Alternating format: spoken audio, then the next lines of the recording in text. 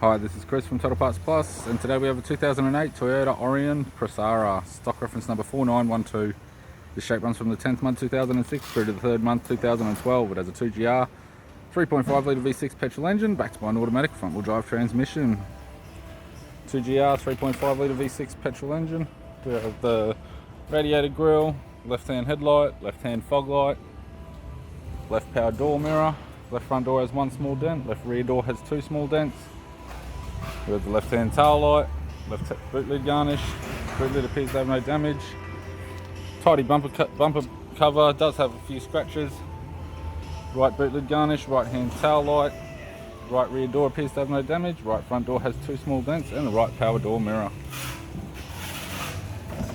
We have the driver's side door trim, power window master switch.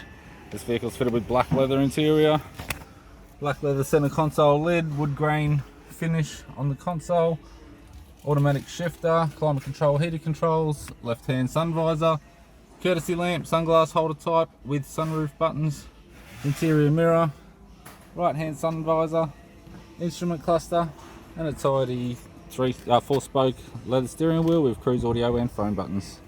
I'm Chris from Total Parts Plus, and I'd like to thank you for watching this video.